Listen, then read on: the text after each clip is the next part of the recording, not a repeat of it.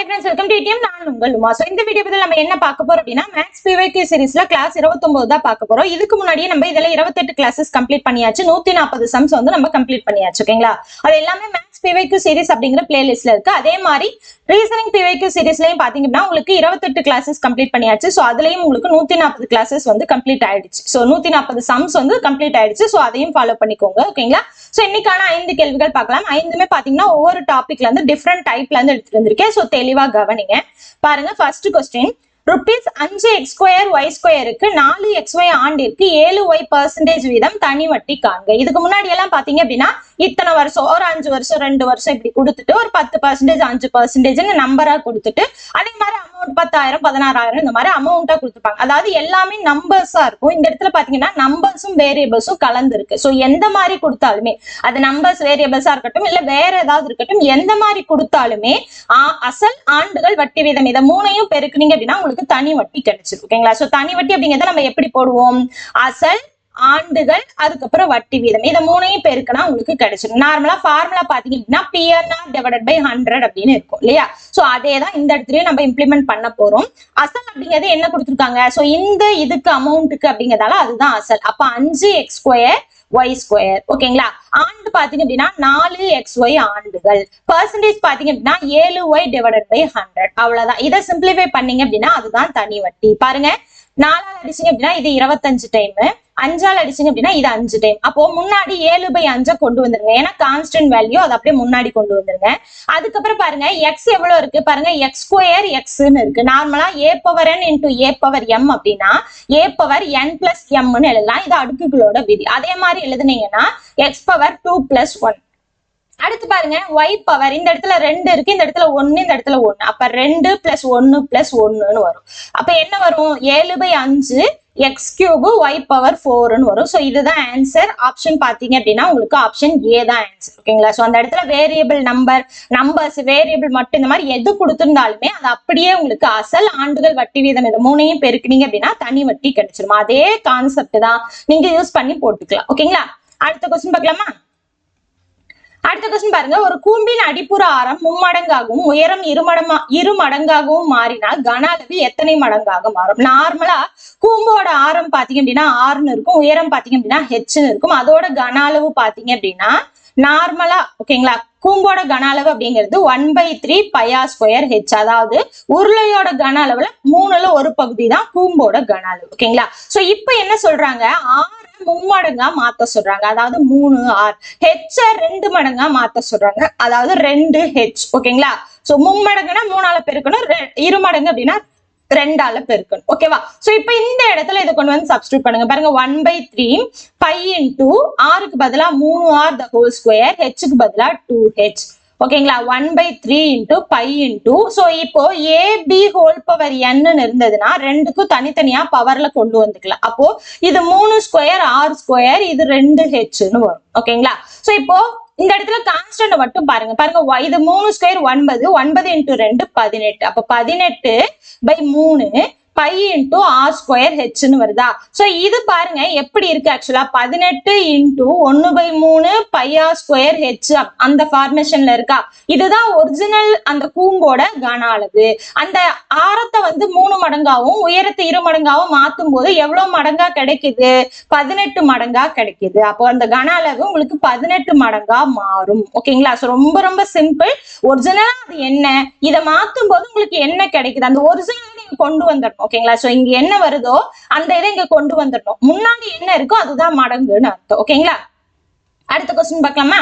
அடுத்து பாருங்க 62, 78 மற்றும் 109 வகுத்து முறையே 2, 3 மற்றும் 4 மீதிகளாக கொடுக்கும் மீப்பெரு பொது காரணி. சோ மீதின்னு வந்துருச்சுனாலே அதை வந்து HCF கண்டுபிடிக்கணுமா LCM கண்டுபிடிக்கணுமா அப்படிங்கறத क्वेश्चन பாருங்க. மீப்பெரு பொது காரணி. ஓகேங்களா? சோ மீப்பெரு பொது காரணி அப்படின்னா HCF. ஓகேங்களா? சோ HCF அப்படிங்கறதுல நம்ம என்ன கண்டுபிடிக்கணும்? மீதியை ஃபர்ஸ்டே பார்க்கணும். ஓகேங்களா? சோ HCFல மீதியை ஃபர்ஸ்ட் பார்க்கணும். LCM அப்படின்னா மீதியை லாஸ்டா பார்க்கணும். ஓகேவா? சோ இப்போ ஃபர்ஸ்டே பார்க்கணும் அப்படின்னா என்ன அர்த்தம் அப்படின்னா 62ஆல நீங்க வந்து வகுக்கிறீங்க அப்படின்னா உங்களுக்கு மைனஸ், அதாவது 2 மீதி கிடைக்குது. அந்த மீதியே கழிச்சிருங்க. 78ஆல வகுக்கும் போது பாத்தீங்க அப்படின்னா சாரி 78 வகுக்கும் போது உங்களுக்கு 3 மீதி கிடைக்குதா, 109 வகுக்கும் போது 4 மீதி கிடைக்குதா. ஓகேங்களா, என்ன அர்த்தம் அப்படின்னா 62 அப்படிங்கிறது உள்ள இருக்கு, 72 அப்படிங்கிறது உள்ள இருக்கு, 109 அப்படிங்கிறது உள்ள இருக்கு. ஓகேங்களா, சோ வகுத்து அப்படின்னா இந்த நம்பரை வகுக்கிறாங்கன்னு அர்த்தம்.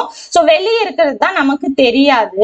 இதை வகுக்கும் போது உங்களுக்கு மீதி வந்து 2ன்னும், இதை வகுக்கும் போது மீதி 3ன்னும், இதை வகுக்கும் போது மீதி 4ன்னும் வருதான். அதனாலதான் நம்ம என்ன பண்ணிடுறோம், அந்த மீதியா அந்த இடத்துல கொண்டு போய் கழிச்சிடணும். சோ கழிச்சிட்டோம் அப்படின்னா நமக்கு என்ன கிடைக்கும் அப்படின்னா பொதுவான அந்த கரெக்டா ஃபுல்லா வந்து டிவைட் ஆகுது இல்லையா, அந்த முழு நம்பர் கிடைக்கும். அதனாலதான் அந்த மீதியை கழிச்சுக்கணும். ஓகேங்களா, சோ HCF அப்படின்னா மீதியை முன்னாடியே கழிச்சுக்கணும். சோ இந்த மாதிரி கொடுத்துட்டாங்களா. இப்ப பாத்தீங்க அப்படின்னா 62ல இருந்து 2 போச்சுன்னா 60, இதுல 75, இது 105. ஓகேவா, சோ இப்ப இந்த இடத்துல ஒவ்வொன்றுக்கும் ஒவ்வொரு மீதி கொடுத்திருந்ததால நம்ம ஒவ்வொன்னையும் கொண்டு போய் மைனஸ் பண்ணோம். இதுவே ஒரே மீதி இப்ப 5 அப்படிங்கிறதே மீதியா கிடைக்குது அப்படின்னா எல்லாத்துல இருந்தும் 5 கழிக்கணும். இதுவே சமமாக மீதி கிடைக்குது அப்படின்னு சொல்லிட்டு நம்பரே கொடுக்கல அப்படின்னா அப்ப என்ன பண்ணணும்னா ஒண்ணுக்குள் ஒண்ணு அந்த நம்பரையே கழிச்சுக்கணும். இப்போ இந்த மாதிரி இருக்குன்னு வச்சுக்கோங்களேன், சமமாக மீதி கிடைக்குது அப்படின்னா ஃபர்ஸ்ட் இதை 2ஐயும் கழிக்கணும், அடுத்து இதை 2ஐயும் கழிக்கணும், அடுத்து பாத்தீங்க அப்படின்னா இதை 2ஐயும் கழிக்கணும். இந்த மாதிரி அந்த நம்பர்ஸ்குள்ளேயே கழிச்சுக்கணும். ஓகேவா, சோ இது வந்து சமமாகன்னு கொடுத்தா மட்டும், இல்ல மீதி நம்பர்ஸ் கொடுத்துட்டாங்கன்னா அந்த நம்பர்ஸ் கழிச்சுக்கோங்க. இப்ப இங்க கழிச்சு வந்திருக்கு இல்லையா, இதுக்கான LCM HCF தான் கண்டுபிடிக்கணும். அதாவது 60, 75, 105க்கு தான் HCF கண்டுபிடிக்கணும். HCF அப்படின்னா 3 நம்பரையுமே காமனா டிவைட் பண்ணணும். இது எல்லாமே 5ஆல டிவைட் ஆகும். ஏன்னா 0, 5 அப்படிங்கும் போது கண்டிப்பா 5ஆல டிவைட் ஆகும். பாருங்க, 12 5 60, 15 5 75, 21 105. இப்போ எல்லாமே 3ஆல டிவைட் ஆகும். 4, 5, 7. இதுக்கப்புறம் இந்த 3மே காமனான நம்பரால டிவைட் ஆகாது இல்லையா. சோ இந்த சைட்ல வர்றதுதான் HCF. அது அப்படியே பெருக்குங்க, I3 15. ஓகேங்களா, சோ இதுக்கான ஆன்சர் பாத்தீங்க அப்படின்னா 15. சோ ஆப்ஷன் சி தான் ஆன்சர். சோ ரொம்ப சிம்பிளா போடலாம். HCF கேட்டுட்டாலே என்ன பண்ணணும் அப்படின்னா மீதி இருந்தது அப்படின்னா மீதியை முதல்லயே கன்சிடர் பண்ணி மைனஸ் பண்ணி எடுத்துக்கணும். எடுத்து வருது இல்லையா, மீதி வர்றதுக்கு HCF கண்டுபிடிச்சிங்க அப்படின்னா அதுதான் ஃபைனலான ஆன்சர். ஓகேங்களா, சோ தெளிவா புரியுதுங்களா. அடுத்து பார்க்கலாமா. அடுத்து பாருங்க, கீழ்கண்டவற்றுள் மிகப்பெரிய விகிதத்தை காண்க. 5:7, 1:2, 3:5, 7:10. இதோட மிகப்பெரிய விகிதம் கேக்குறாங்க. சோ மிகப்பெரிய விகிதம் ஏறு வரிசையில் எழுதுக, மிகச்சிறியது என்ன, நடுவுல வர்றது என்ன, இந்த மாதிரி என்ன கேட்டாலுமே இங்க இருக்கு இல்லையா, இதை பின்னமா மாத்திப்போம். ஓகேங்களா, சோ நார்மலா விகிதத்தை பின்னமா எப்படி மாத்தலாம், வர்றது மேல, செகண்ட் வர்றது கீழே, ஈஸ்டுக்கு பதிலா டிவைடட் பை. அதே மாதிரி மத்தது எல்லாமே எழுதுங்க, இந்த மாதிரி கிடைக்குமா. சோ ஒவ்வொன்னையும் என்ன பண்ணணும் அப்படின்னா நீங்க வந்து நம்பர்ஸ் மாத்திக்கோங்க. ஒண்ணு இந்த வந்து நீங்க 3 டைப்பா பண்ணலாம். ஃபர்ஸ்ட் டைப் பாத்தீங்க அப்படின்னா அப்படியே டிவைட் பண்றது. ஓகேங்களா, சோ 5/7னா 5/7 டிவைட் பண்ணி ஆன்சர் கண்டுபிடிக்கிறது. செகண்ட் டைப் பாத்தீங்க அப்படின்னா பெர்சன்டேஜா மாத்துறது. பெர்சன்டேஜா எப்படி மாத்தலாம், பின்னத்து கூட 100 பெருக்குனீங்க அப்படின்னா அது பெர்சன்டேஜா மாறிடும். டைப் 3 பாத்தீங்க அப்படின்னா கீழே இருக்கு இல்லையா இந்த வேல்யூ 7, 2, 5, 10 இது எல்லாத்துக்கும் LCM கண்டுபிடிச்சு கீழே எல்லாமே அந்த LCM வேல்யூ வர்ற மாதிரி மாத்திட்டு அதுக்கப்புறம் மேல இருக்கிறது பெருசு சின்னது எதுன்னு கண்டுபிடிச்சுக்கலாம். சோ அந்த மாதிரி LCM வச்சும் போட்டுக்கலாம். இந்த 3 டைப் இருக்கு. ஓகேங்களா, சோ 3 டைப்ல எது வேணா நீங்க ஃபாலோ பண்ணிக்கலாம். சோ எனக்கு பொறுத்த வரைக்கும் பாத்தீங்க அப்படின்னா இந்த டிவைட் பண்ணி எழுதுறதே கொஞ்சம் ஈஸியா இருக்கும். ஓகேங்களா, சோ சீக்கிரமா உங்களுக்கு முடியும். அந்த மாதிரி நம்ம ஃபாலோ பண்ணலாம். பாருங்க, இப்ப 5 7ஆல டிவைட் பண்ணணும். 5 7ஆல டிவைட் பண்ணுங்க, டிவைட் ஆகாது. புள்ளி வச்சு 0 சேர்த்துனீங்க அப்படின்னா 7 7 49, மீதி 1ன்னு வரும். புள்ளி இருக்குதால 0 சேர்த்திக்கலாம். ஒரு டைம் வருமா 7, மீதி 3ன்னு வரும். புள்ளி இருக்குதால 0 சேர்த்திக்கலாம். 4 7 28ன்னு வரும். சோ மீதி 2 அப்படியே போய்கிட்டே இருக்கும். நம்ம அதோட நிறுத்திக்கலாம். அப்போ இதோட வேல்யூ என்ன கிடைக்கும் உங்களுக்கு, 0.714ன்னு கிடைக்குது. இப்போ 1/2 இது எல்லாருக்கும் தெரிஞ்சதுதான், 0.5. 3/5 பாருங்க, 3 5ஆல டிவைட் பண்ணணும். புள்ளி வச்சு 0 சேர்த்துங்க. 6 5 30. ஓகேங்களா, அப்ப 0.6. இது எல்லாத்துக்கும் தெரிஞ்சதுதான் இல்லையா. கீழே டிவைடட் பைக்கு கீழே 10 100 1000ன்னு இருந்ததுன்னா மேல இருக்கிறது அப்படியே எழுதணும். கீழே எத்தனை சைபர் இருக்கோ அத்தனை ஸ்தானம் தள்ளி புள்ளி. இங்க ஒரு ஸ்தானம் தான், ஒரு 0 தான் இருக்கு. அப்போ ஒரு ஸ்தானம் தள்ளி புள்ளி. அப்ப 0.7.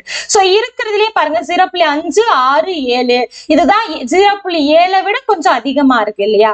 அப்போ இதுக்கான இது என்னது 5:7 அப்படிங்கிறது தான் அந்த விகிதம். சோ இதுக்கான ஆன்சர் பாத்தீங்க அப்படின்னா ஆப்ஷன் ஏ.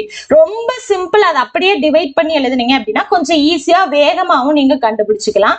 இதுவே பெர்சன்டேஜா போடணும் அப்படின்னா என்ன பண்ணணும் அப்படின்னா 5/7 இன்டூ 100ன்னு போடணும். ஓகேவா? அடுத்து 1/2 இன்டூ 100, அடுத்து 3/5 இன்டூ 100. சோ இந்த மாதிரி 100ஆல போட்டீங்க அப்படின்னா இங்க வந்து நீங்க அப்படியே டிவைட் பண்ற மாதிரி இருந்தா ஈஸியா நீங்க டிவைட் பண்ணிக்கலாம். இல்ல அப்படின்னா என்ன பண்ணணும், இங்க அடிக்கிற மாதிரி இருந்தா ஈஸியா அடிச்சுக்கலாம், இல்லைன்னா டிவைட் பண்ணி போடுற மாதிரி வரும். ஓகேங்களா? சோ எந்த இது உங்களுக்கு ஈஸியா இருக்கும், உங்களால ஸ்பீடா போட முடியுமோ அதை நீங்க ஃபாலோ பண்ணி போட்டுக்கோங்க. ஓகேங்களா? சோ இந்த மாதிரி பெருசு கேட்டாங்கன்னா பெருசு எழுதிக்கணும். இதுவே வந்து உங்களுக்கு ஏறு வரிசையில் எழுது அப்படின்னா சின்னதுல இருந்து பெருசு. இது வந்து சின்னதா, இப்ப 0.5 சின்னது, 0.6 அதை விட பெருசு, 0.7 அதை விட பெருசு, 0.714 அதை விட பெருசு. இது ஏறு வரிசை. இதுவே இறங்கு வரிசைன்னா அப்படியே ரிவர்ஸ்ல வரும். ஓகேங்களா? சோ எந்த மாதிரி கேள்விகள் கேட்கறாங்களோ அதுக்கு தகுந்த மாதிரி அப்ரோச் பண்ணிக்கலாம். ரொம்ப சிம்பிளான கொஸ்டின் தான் இது. ஓகேங்களா? சோ இது வந்து ரேஷியோ அண்ட் ப்ரொபோர்ஷன் டாபிக்ல வரக்கூடியது. அடுத்த கொஸ்டின் பார்க்கலாமா? சோ கடைசி கொஸ்டின் பாருங்க.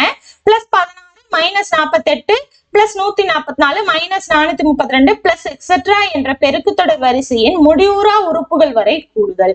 முடிவுறா உறுப்புகள் வரை கூடுதல் இதுதான் ரொம்ப முக்கியம். முடிவிலி உறுப்புகள், முடிவிறா உறுப்புகள், முடிவுறா உறுப்புகள் இந்த மாதிரி எது கேட்டாலுமே என்ன அர்த்தம் அப்படின்னா அது ஜிபின்னு கொடுத்துருவாங்க. ஓகேங்களா? சோ ஜிபின்னு கொடுத்துருவாங்க. அப்படி இல்லைன்னா வெறும் முடிவுறா உறுப்புகள்னு கொடுத்துருப்பாங்க. சோ ஜிபியான்னு செக் பண்ணிக்கோங்க. ஓகேங்களா? சோ இங்க ஜிபி அப்படின்னு கொடுத்துட்டாங்க இல்லையா, பெருக்கு தொடர்னு கொடுத்துட்டாங்க. முடிவுறா உறுப்புகள் வரை கூடுதல் கேட்கிறாங்க. முடிவுலா உறுப்புகள் வரை கூடுதல் ஃபார்முலா என்ன அப்படின்னா S∞ A/1 - R. அதாவது முதல் உறுப்பையும் பொது விகிதத்தையும் கண்டுபிடிச்சா போதும். முதல் உறுப்பு அப்படிங்கிறது என்ன, முதல் உறுப்பு +16, அடுத்து R அப்படிங்கிறது. சோ இங்க இருந்து நீங்க எடுக்கும் போது அந்த சிம்பலோட எடுத்துக்கோங்க, வித் சைனோட. ஓகேங்களா? சோ T2 / T1 இல்லையா? சோ T2 -48, T1 +16 இதை அடிச்சீங்க அப்படின்னா உங்களுக்கு என்ன கிடைக்கும், 3ன்னு கிடைக்கும் இல்லையா? சோ அப்போ மைனஸ் இருக்கிறதால -3. அப்போ A வந்து 16, R வந்து -3. இப்ப அந்த ஃபார்முலால சப்ஸ்டிட்யூட் பண்ணுங்க. Aக்கு பதிலா 16, 1 -3ன்னு வரும். So 16 so minus into minus பெருக்கும் போது பிளஸ்ன்னு ஆயிரும். அப்போ 1 + 3ன்னு வரும். சோ 16 / 4. சோ இதை சிம்பிளிஃபை பண்ணீங்க அப்படின்னா உங்களுக்கு 4ன்னு கிடைக்கும். சோ +4ன்னு கிடைக்குது. சோ சைனை கண்டிப்பா நீங்க வந்து பாத்துக்கணும். சோ -4ம் ஆப்ஷன்ல இருக்கும். அதனால தெளிவா கவனிச்சு போடுங்க. இதுக்கான ஆன்சர் பாத்தீங்கன்னா +4. இந்த மாதிரி ஆல்டர்னேட்டிவா எந்த இடத்துல கொடுத்திருந்தாலுமே அந்த சிம்பிளோட எடுத்துக்கோங்க, இல்லைன்னா தவறா ஆன்சர் வந்துடும். ஓகேங்களா? சோ இதோட பாத்தீங்க அப்படின்னா இன்னைக்கான 5 கேள்விகள் முடிச்சது. கண்டிப்பா உங்களுக்கு யூஸ்ஃபுல்லா இருந்திருக்கும். எந்த அளவுக்கு யூஸ்ஃபுல்லா இருந்துன்னு சொல்லிட்டு கமெண்ட் பாக்ஸ்ல கமெண்ட் பண்ணுங்க. யூஸ்ஃபுல்லா இருந்தது அப்படின்னா உங்களோட ஃப்ரெண்ட்ஸுக்கும் ஷேர் பண்ணுங்க, லைக் பண்ணுங்க. இது வரைக்கும் நம்மளோட சேனல் சப்ஸ்கிரைப் பண்ணல அப்படின்னா சப்ஸ்கிரைப் பண்ணி சப்போர்ட் பண்ணுங்க. தேங்க்யூ.